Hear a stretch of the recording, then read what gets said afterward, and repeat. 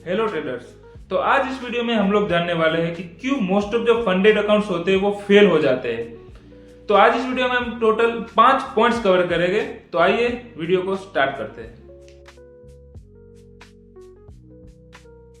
तो सबसे पहला जो पॉइंट है वो है जिसमें मोस्ट ऑफ अकाउंट्स उड़ जाते हैं, वो है ओवर ट्रेडिंग की वजह से।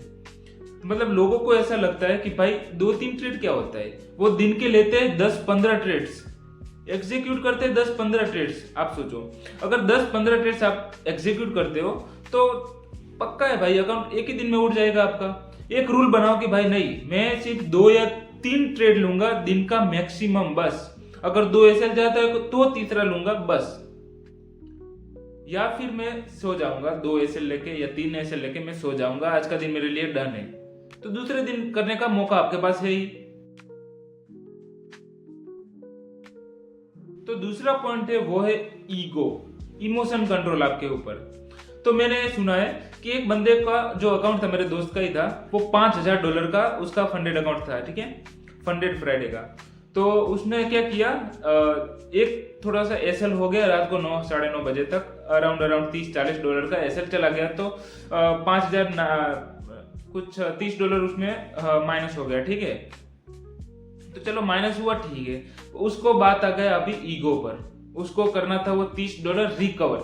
तो वो $30 रिकवर करने के लिए उसने ट्रेड लेते गया, 0.1 से गोल्ड में लेते गया और विद इन 2 या 3 आवर्स पे अकाउंट उड़ गया। मतलब जो डेली का लॉस होता है $200 वो उड़ गया। तो उसमें क्या कुछ लॉजिक ही नहीं बनता। तो आपको ईगो, आपका इमोशन पे कंट्रोल करना, आपका मतलब एज अ ट्रेडर तो आपको बहुत ही जरूर है कि कैसे आपको इमोशन कंट्रोल करना चाहिए। तो इसमें तीसरा पॉइंट है वो है पेशेंस, नॉट हैव पेशेंस। आपके पास पेशेंस होना बहुत ही जरूरी है, क्योंकि अगर चलो महीना आपका खींच रहा है, ठीक है, दिसंबर महीना चल रहा है, दिसंबर पूरा खींच रहा है, थोड़ा कम ट्रेड ले रहे हो, 1 महीना हो गया, आपका फंडेड अकाउंट आपके पास चल रहा है 5000 का 5200 ही हुआ है। फिर आपको लगता है यार कितने मेरे 2-3 महीने हो गए, 1 महीना हो गया, अभी तक पास नहीं हो रहा। फिर आप लेने लगते हो, उसके ऊपर आते हो, ओवर ट्रेडिंग करने लगते हो कि चलो आज अकाउंट हमारा पास होगा या तो फिर उड़ जाएगा। ऐसे पेशेंस आपके पास होना बहुत ही जरूरी है, फंडेड अकाउंट आपके पास है तो उसके बाद हमारा चौथा पॉइंट है वो बहुत ही फालतू लोग के लिए है कि कुछ लोग ऐसे होते हैं जो एसएल के बिना ट्रेड करते हैं। कई सारे लोग होते हैं कि एसएल ही नहीं लगाते।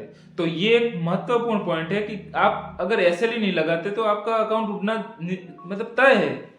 तो एसएल लगाना बहुत ही जरूरी है। मानो आप $40-50 का एसएल लगाते हो या फिर $20-30 का लगाते हो, वो आपके ऊपर है, लॉट साइज के ऊपर है।